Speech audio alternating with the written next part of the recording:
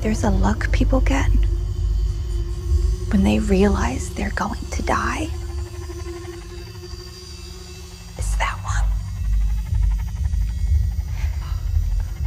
My hand wasn't shaking because I was afraid. It was shaking because of how badly I wanted to do this.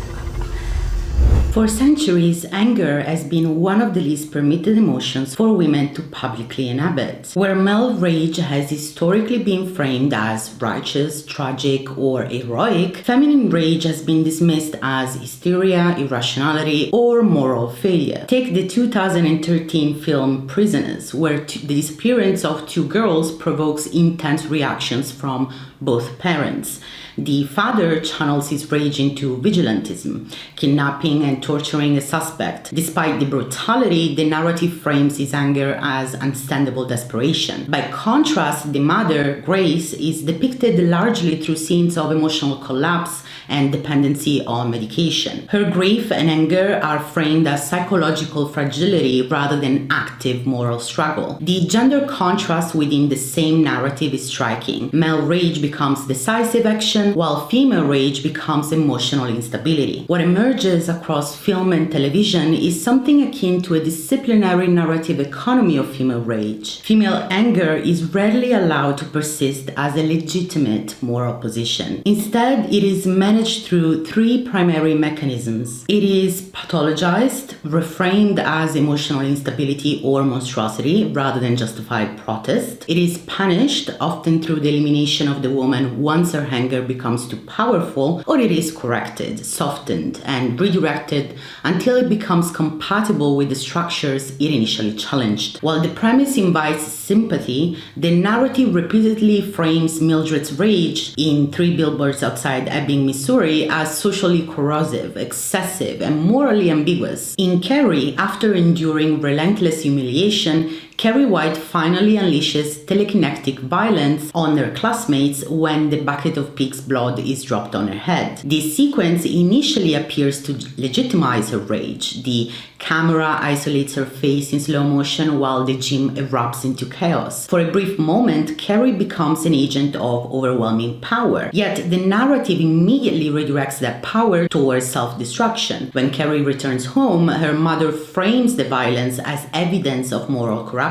The confrontation ends with Carrie killing her mother in a moment of panic. The house ultimately implodes, killing Carrie as well. The film allows female rage spectacular expression, but the narrative restores order by removing the angry woman from the world entirely. Her anger becomes both the spectacle and the justification for her annihilation. A quieter but revealing example occurs systematically in Mad Men, particularly in relation to Peggy's character. In early seasons, Peggy occasionally expresses frustration with the gendered hierarchy of the advertising agency. In one notable scene, she confronts Dawn about her lack of recognition, yet the narrative repeatedly forces Peggy's anger into emotional self-correction. After expressing frustration, she often retreats into apology or self-doubt. The series frames her ambition as admirable, but continually requires her to reassert loyalty to the institutional structure she critiques. You were my secretary.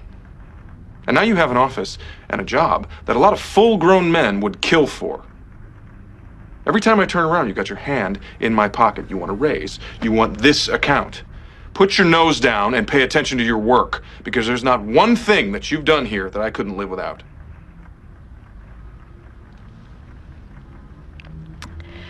I'm sorry, Don. The show does not eliminate Peggy's anger outright, but it renders it narratively acceptable only when tempered by humility and self-discipline.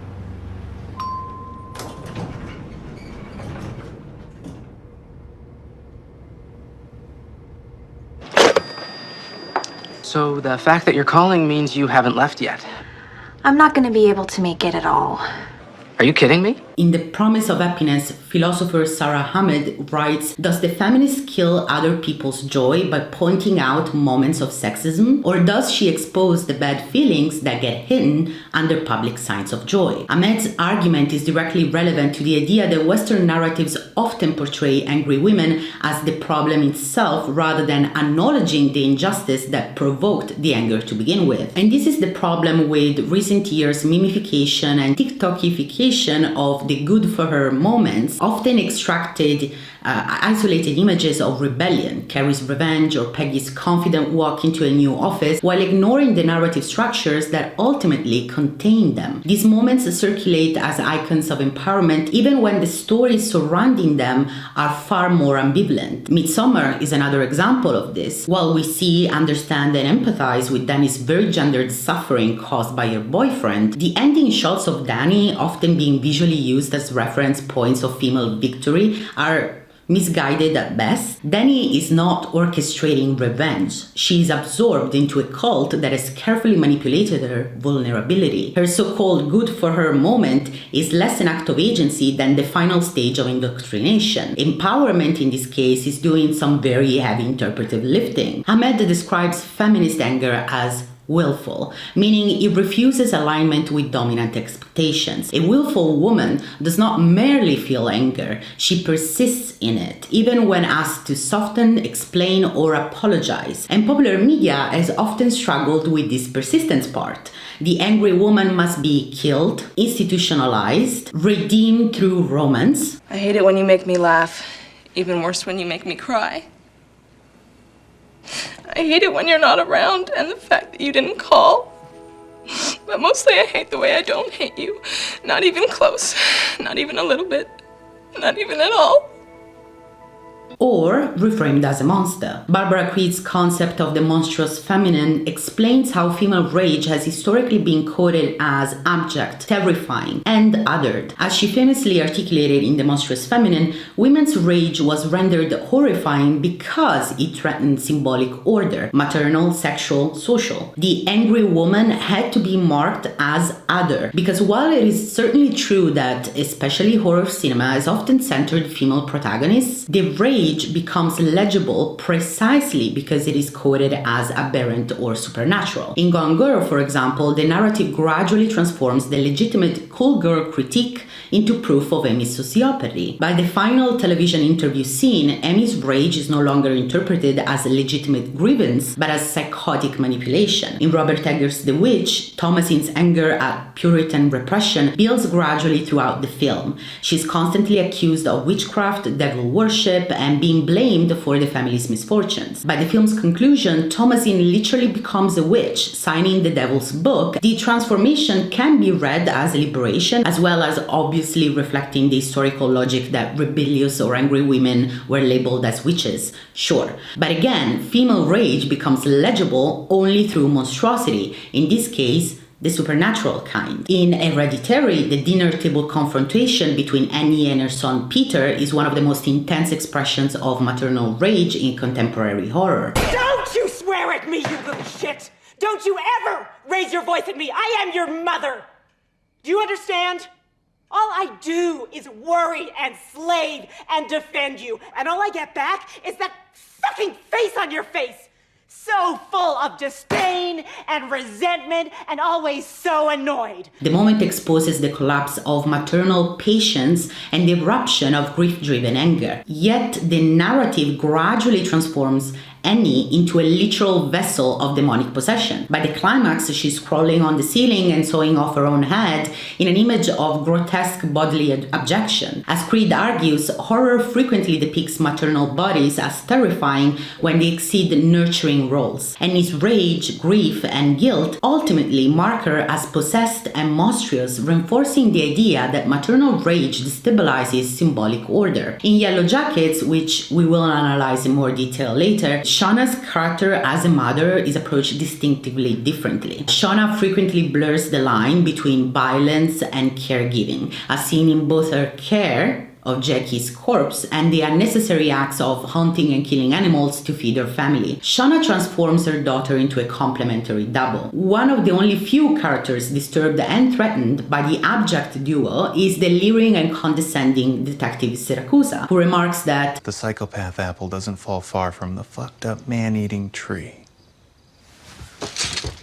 Obviously, Syracuse's use of apple imagery here is significant in its connection to original female scene as well as the forbidden procurement of knowledge, but most importantly, he attempts to place Shauna within the familiar category of female rage. The other just as problematic cop has your back. Congratulations. And who has yours? Mommy dearest? But the show undermines this reading by presenting Syracuse himself as both predatory and ridiculous. His attempt to diagnose female violence says more about his worldview than about Shauna herself. Jennifer's violence in Jennifer's Body too is obviously monstrous, but the film quietly insists that her rage is a response to commodification, sexual, social, and emotional. Jennifer doesn't kill for justice, she kills because she's fundamentally angry. This distinction matters. Female anger is often framed as legitimate only when tied to a specific personal grievance. It is an individualized trigger, an individualized grievance, and an individualized revenge. Instead of being recognized as a response to broader structural injustice, it is frequently explained through singular experiences that align with familiar gendered narratives. Betrayal by a partner, a toxic relationship, or the harm caused by a particular man. Go to sleep, Josh. In this way, anger is contained within a single incident rather than acknowledged as a reaction to systemic inequities. Such framing makes female rage more comfortable to process. If the anger can be attributed to one exceptional circumstance, then the larger patterns of unfairness that shapes women's lives can remain unexamined. Recognizing anger as structurally grounded would require confronting the extent to which many aspects of women's experiences are deeply and persistently unjust, an acknowledgement that cultural narratives often work to avoid. What happened to her? Your date? She broke up with me, Chef. So you brought Margot? Mm-hmm. Why? That's just because you don't offer seating for one. So you hired her knowing she'd die? Yes.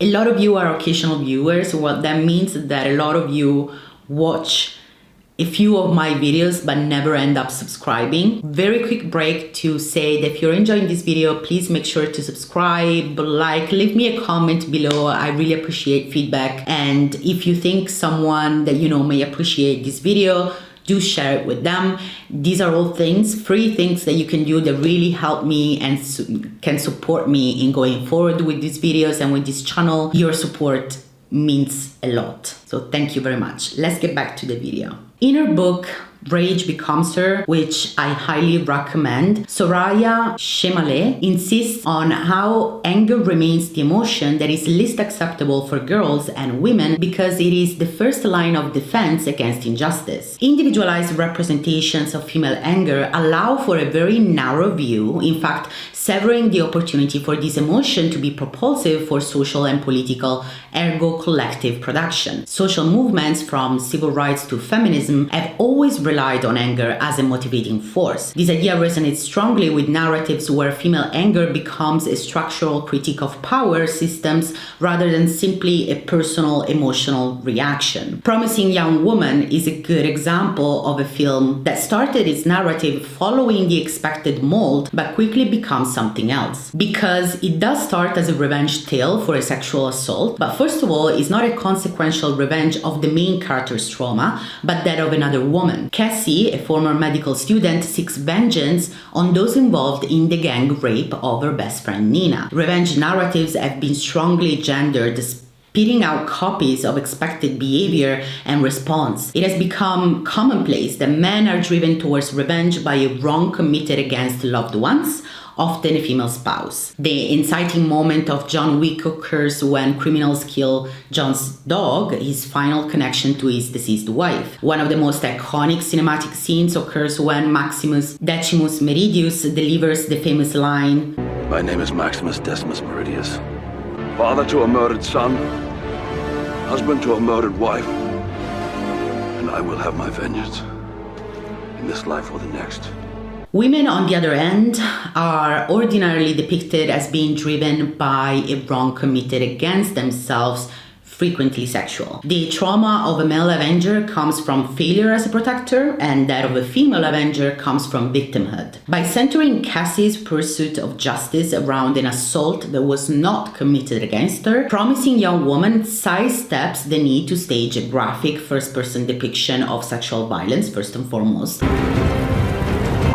And at the same time, this narrative choice draws attention to the wider ripple effects of such violence, emphasizing how its consequences extend far beyond the immediate victim. Second of all, it effectively becomes a larger critique of the traditional heroic ontology, whereby existence itself is organized around heroic subjectivity and logic. Promising Young Woman initially promises revenge narrative heroism, but as the film progresses and then finally capitulates, you realize that justice is achieved through institutional systems, not heroic violence. The protagonist does not survive to become a heroic agent of change, and emotional closure is intentionally unstable. This shift is significant because much contemporary discourse around representation has focused on expanding heroism, arguing that women too should be allowed to occupy the role of the hero. But what if heroism itself is the problem? A similar destabilization appears in Yellowjackets. At first glance, the series seems to follow the familiar structure of a survival narrative. Historically, such narratives are deeply tied to heroic mythology,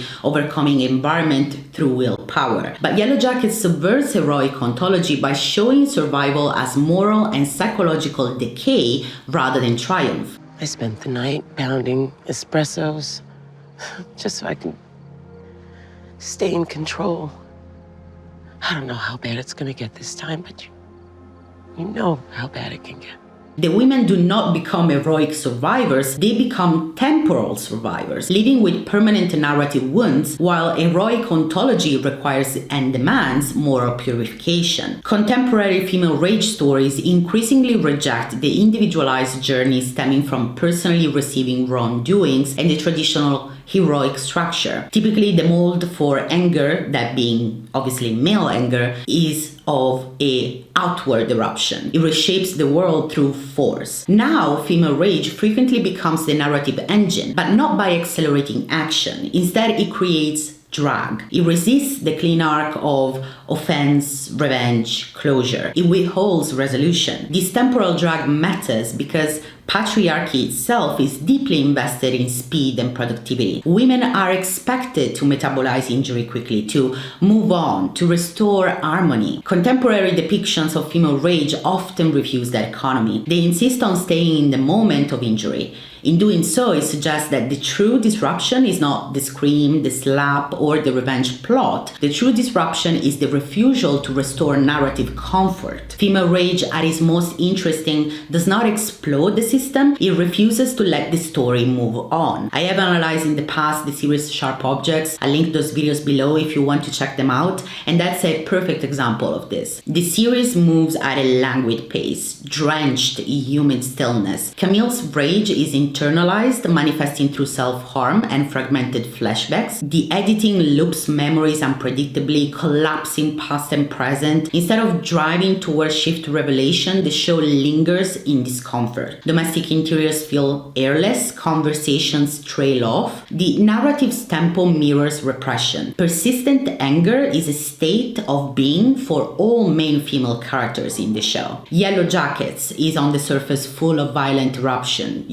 You have cannibalism, ritualized hunts, physical confrontation. But the show's most radical move is not the violence, it's the temporal splitting. The wilderness violence may be explosive, but the adult storyline is defined by drag. The show refuses to let the past conclude. It denies narrative closure by structurally embedding rage in repetition. The real disruption is not cannibalism, is that 25 years later, the story still hasn't moved on. The dual timeline structure produces what might be termed trauma temporality, a narrative system in which past and present coexist rather than progress sequentially. Trauma theory provides a useful interpretive framework here. As Kathy Carrot argues, trauma resists linear narration because it is experienced as repetition rather than closure. And in Yellowjackets, female rage is not resolved through confrontation, but instead persists across decades of narrative time. The adult timeline operates as trauma after life, and rage becomes a structural condition of survival rather than an emotional climax. You're nothing.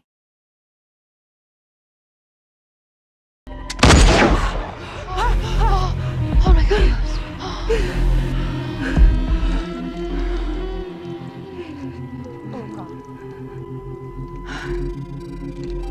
You really are insane. Eat it. Or I'll fucking tell your family exactly who you really are. The infamous wilderness in Yellowjackets is not merely a backdrop, but an antisocial environment that strips away the performative demands of normative femininity. There is no audience to appease in the wilderness, no male authority to impress, no future-oriented promise of success or happiness. In this space, rage is neither discouraged nor sublimated, it is functional. This environment allows rage to circulate horizontally rather than vertically. Anger moves between the girls, attaching itself to perceived weakness, betrayal, or abandonance. And so what does happen when the antisocial environment that allowed these women's repressed anger to surface, the wilderness, is removed? What happens when they are forced to return to the ordinary social world, a world that has historically and systematically stripped women of the legitimacy to express such anger? We can't go back. Jesus Christ. Honey, why the fuck not? Because we don't belong there anymore.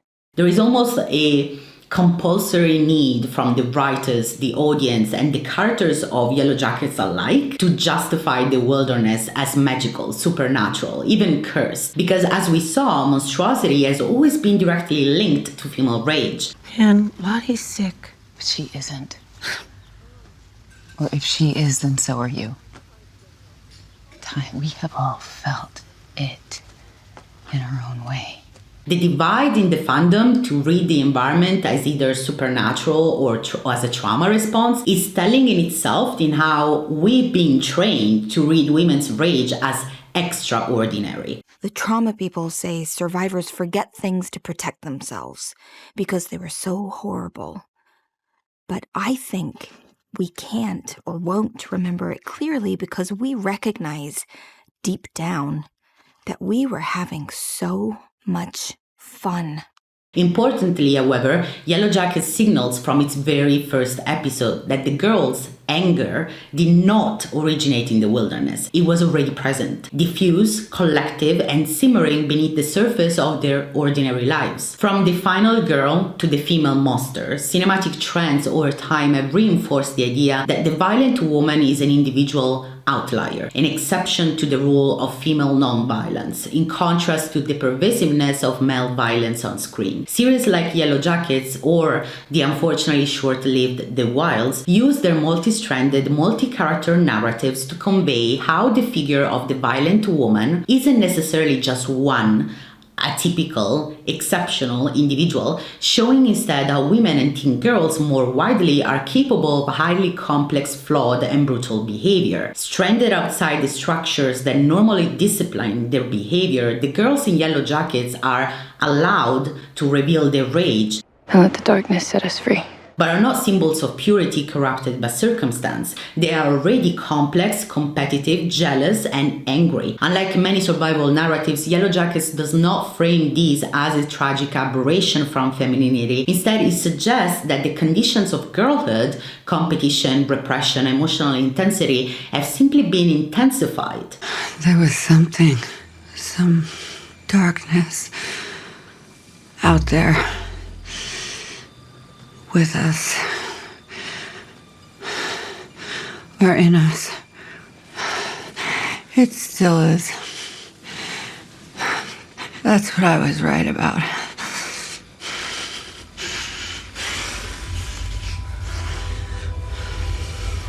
Co-creator Ashley Lyle has often pointed out that Yellowjackets draws a deliberate parallel between the extremity of survival narratives and the emotional intensity of female adolescence. The violence that emerges among the Yellowjackets, therefore, functions not only as horror, but as commentary on the complexities of girlhood, suggesting that for many young women, everyday life already involves forms of endurance and survival. Because young girls are frequently socialized or to restrain anger and suppress expressions of rage, encouraged instead to perform emotions that align with ideals of femininity, even when those feelings do not reflect their actual experience. Boys, by contrast, are often taught that displays of anger and frustration are tied to masculine identity, and that confrontation, even physical, can be an acceptable way of resolving conflict. It's true, violence is never the answer, but that doesn't mean the anger you're feeling isn't useful. You just have to find a way to keep the tiger in the cage. In her study on the relationship between gender and emotional expression, Anne Kring notes that anger is culturally coded as a masculine emotion, even though women experience it just as frequently, and that when women express anger, they're more likely to feel pressure to conceal it or experience discomfort afterward, since strong negative emotions are often viewed as socially inappropriate for women. This is what we mean when we say that anger is a gendered emotion. These perceptions extend into adulthood, particularly in professional environments where expressions of anger can elevate men's perceived authority while undermining women's credibility and status. Because of this, Annalise's sustained rage in professional settings in How to Get Away with Murder is one of the most exceptional portrayals of female anger. Unlike many traditional narratives where female anger must soften into emotional vulnerability or apology, Annalise's anger becomes professional authority. She weaponizes it rhetorically. Annalise frequently shouts, confronts colleagues, and openly expresses frustration in spaces like courtrooms, universities, legal offices, where female anger is traditionally discouraged. Yet the narrative repeatedly shows that these outbursts do not destroy her authority. If anything, they reinforce it. Rather than presenting anger as a destabilizing emotional excess, the series frames it as a form of intellectual clarity and the language through which systemic injustice is often named. In this scene, Annalise returns home after a brutal day and removes her wig, eyelashes, and makeup in front of the mirror. The scene is quiet, but it powerfully reveals the exhaustion underlying a professional persona. Unlike classical representations of female anger in which emotional breakdown signals narrative punishment, this moment does not lead to moral correction. Instead, it reveals how much labor is required of an Annalise to navigate institutions that simultaneously depend on her brilliance and resist her authority. Importantly, the scene does not transform her into a victim. Throughout this series, Annalise also regularly expresses anger toward her own students. No, it was an accident. We can't tell the truth. Do what I say and ask questions later. Why are you doing this to us? Because of all of this, everything that's happened. Sinclair coming after me, using Asher, now this. It all started with what the four of you did. Now let's get to work! The scene reveals how her rage is tied to the impossible expectations placed on women in positions of authority. Annalise is simultaneously expected to protect, mentor, and control her students while also absorbing the consequences of their actions. Her anger emerges precisely from this contradictory demand. Yet the narrative never fully neutralizes it. Instead of apologizing and restoring emotional harmony, she continues to assert control over the situation. In this sense, Annalise Keating represents a very rare example of female rage as narrative continuity rather than narrative disruption, and one of the very few ones exemplified for women of color, given that works have often been historically and systematically victims of the angry woman stereotype. Because anger is often culturally associated with authority and status, particularly when expressed by men, women who display the same emotion tend to be judged far more negatively. Studies have shown that angry women are frequently frequently perceived as less warm, less likable, and less approachable, and are sometimes characterized as aggressive or abrasive. These reactions reflect broader gender norms that discourage women from expressing anger because doing so can undermine their perceived social standing. Against this backdrop, How to Get Away with Murder allows its central female character to remain openly furious, unapologetically difficult, and yet extraordinarily competent. In a media landscape that often disciplines or softens female anger, this show's willingness to let a woman occupy that space of sustained authority and rage feels notably subversive. Because for women, at the opposite spectrum of anger persistence, there is quiet endurance. I know that you are great with numbers. Kind of a savant, right? I am good with numbers, yes. Yes, and I've carefully reviewed a lot of that work, and it is impressive. So that's the positive. Thank you. But I don't see you as being somebody who's ready for an executive position quite yet. Why?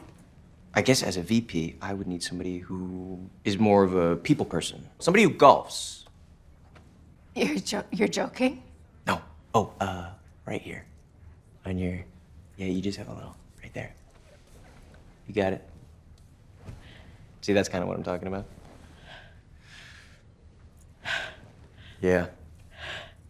I just don't think you got it. Feminist scholars have long critiqued the cultural valorization of female endurance. Women are praised for resilience in circumstances that should provoke outrage, a dynamic that philosopher Susan Bordo identifies as the moralization of suffering. Survival becomes evidence of virtue, obscuring the conditions that necessitated survival in the first place. Pam in The Office is perhaps a subtle but revealing example of this. She consistently absorbs workplace awkwardness, sexist jokes, and emotional disappointment with quiet patience. Michael, do you remember you specifically told me to only bring one sheet of paper? You said it only takes one sheet to make a difference. And I said, are you sure, Michael? And you said, Pam, Pam, Pam. And then you sneezed in my tea, and then you said, don't worry, it's just allergies. Do you remember that? I don't.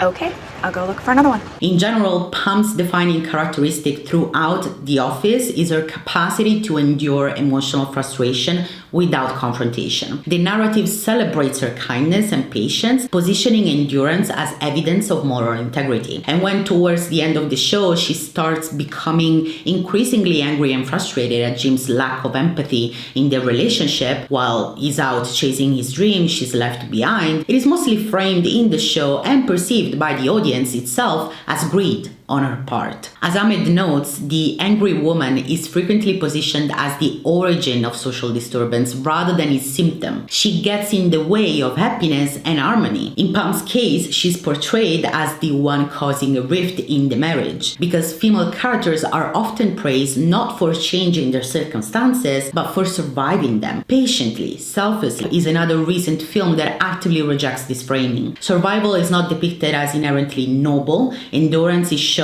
to be costly, exhausting, and rage-inducing. As we saw with Yellowjackets, which is also a survival-based show, Send Help too destabilizes the typical survival narrative, perhaps unsurprisingly when one looks closely at the obvious epistemological link between endurance and survival. And unlike many female rage narratives that remove men entirely, Send Help forces male proximity. The boss must witness her anger. He cannot dismiss it as hysteria without exposing his own fragility, and he cannot fully control it without revealing the limits of his authority in a space where corporate power no longer functions. You know what? You think you're so smart? Well, guess who you're talking to? CEO of a next-gen 500 company, baby. That's right. A company your father built. God rest his soul. Oh, wow. Oh, wow. You know what? You're so done. Huh? Yeah, you're so fired. Oh, am I? Yeah. Oh, no. This dynamic is critical. Feminine rage here is not unleashed in isolation, it is expressed in front of the very structure that trained her to suppress it. The film understands that rage is most aggressive when it is unapologetically visible. Because it is impressive how even in media which over-rely on visible violence like the horror genre, female characters' representations have always been extremely careful on making sure this visibility doesn't surpass a certain threshold. Laurie from Halloween, the epitome of the final girl, is a smart high schooler, a competent babysitter in modest dresses and aversion to dating. Overall, a nice girl. The obvious message is not only, obviously, that the final girl survives because of her virtuousness. We know this. She is nice, polite, and virginal, untainted by the horrible world. But more importantly, the final girl is allowed to be angry and rageful for the split minutes before she kills the evil. Willfully persistent anger is not allowed. Ready or Not is a film, again one based on survival, that cleverly redefines the final girl trope, because it starts by highlighting the same endurance that many women before Grace have been thought to have. Grace begins the film apologetic, grateful, eager to please, to earn belonging. Anyway, who cares what they think? They're horrible people. I care what they think, because they are the family of the man that I love, and I want them to accept me.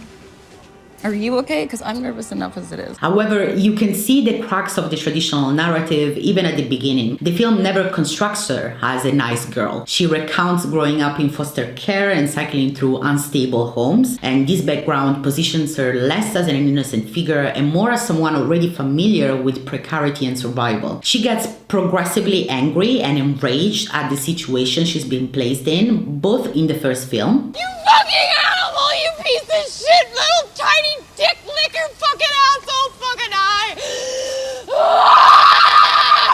Then in the sequel. You will play that game again.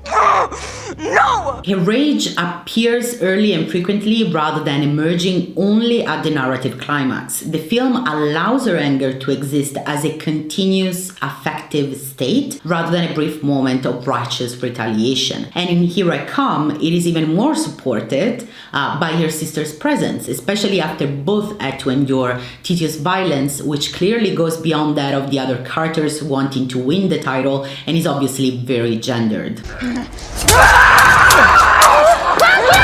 Secondly, Grace's transformation is not into a monster, but into someone who stops apologizing for wanting to live, with the visual markers of good girl femininity associated with the traditional final girl getting progressively destroyed. The wedding dress, a costume symbolizing purity, domestic idealism, and patriarchal assimilation, is gradually ripped, burned, and soaked in blood. By the final act, Grace no longer visually resembles a bride at all. Instead, she appears almost feral, covered in dirt and blood.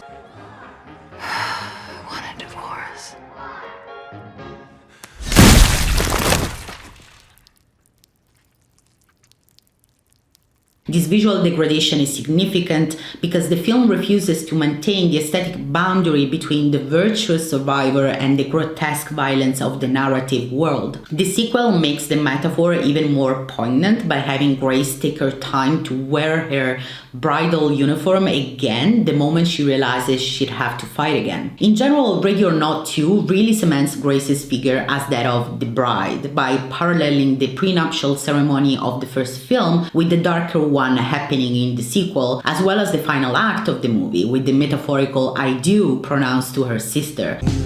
Promise?